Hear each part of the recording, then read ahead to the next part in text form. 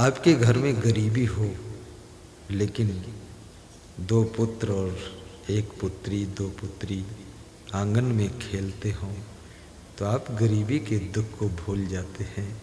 उन बच्चों की किलकारियों को देख करके आप खुश हो जाते हैं। ये भी एक धन है। संतान भी धन है, पुत्र भी धन है, पुत्री भी रत्न है। इसलिए पुत्र रत्न पुत्री रत्न कहा जाता है।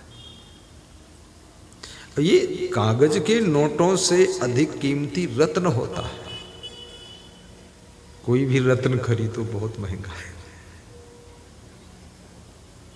रत्न। इसलिए लोग कहते ना कि हमें कृपा से पुत्र रत्न प्राप्त हुआ है, पुत्री रत्न प्राप्त हुई है। तो ये जिस गुरु के आश्रम में कोई शिष्य ना हो वह आश्रम शमशान है।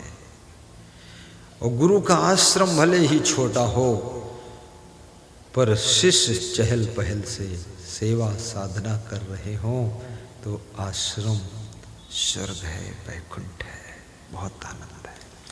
शिष्य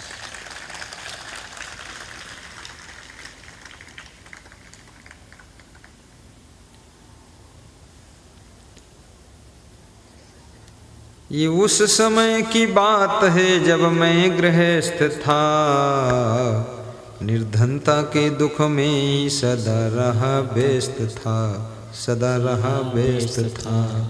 निर्धनता के दुख में ही सदा रहा व्यस्त था, सदा रहा व्यस्त था। दूसरी भी चिंता थी। एक चिंता लगी थी दूसरी, संतान नहीं थी। और संकट में काम बुद्धि भी कुछ करती नहीं थी, काम करती नहीं थी। संकट में काम बुद्धि भी कुछ करती नहीं थी, काम करती नहीं थी। चिंता लगी थी दूसरी, संतान थी। जिस गृहस्थ के कोई संतान नहीं है, एक सरदार जी रामगंज मंडी डिस्ट्रिक्ट कोटा राजस्थान में 30 वर्ष पहले बोले शाम को नोटों में आग लगा दूं तो सुबह तक जलते रहेंगे, इतना नोट है लेकिन एक पुत्र नहीं है ना पुत्री है। तो मैंने कहा सरदार जी दूसरी शादी कर दो। बोले 3 कर चुका हूं, कुछ हुआ ही नहीं। तो उन्होंने कहा तुम ही कुछ करो। तो हमने कहा महाराजा दशरथ ने भी 3 किया था, उनके भी कोई नहीं हुआ था। तो उन्होंने पुत्रेष्ठी यज्ञ किया था, उसमें खीर बनी थी, तीनों रानियों ने खाया था। तो राम लक्ष्मण भरत शत्रुघ्न को पाया था, तो तुम भी खीर और बनाओ। बोले खीर, इतनी खीर खाई नहीं कि खीर ही खीर। बोले खीरों से कुछ भवा नहीं, तुम इन सेवई बनाओ जाए। कुछ हुआ ही नहीं।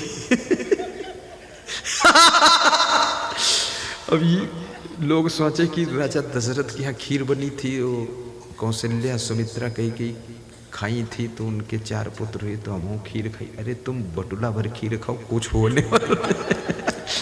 तबीयत खराब हो जी खीर खाए, उससे कुछ नहीं होगा। राजा दशरथ की नकल मत करो, दूसरा दिमाग लड़ाना पड़ेगा।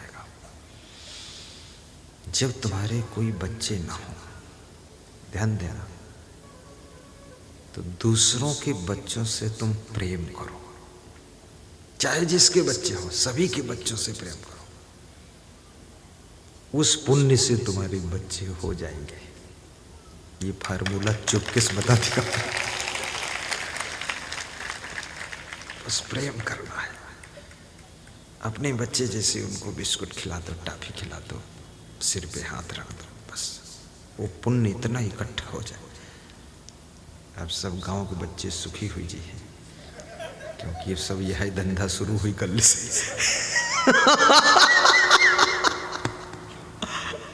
ठीक बात, कुछ तो फायदा होगा ही गुरु जी से।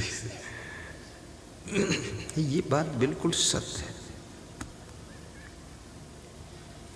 तुम जिससे बहुत प्रेम करते हो ना, वो चीज तुम्हारे घर में भी बढ़ने लग जाती है। प्रेम चुंबक की तरह उस चीज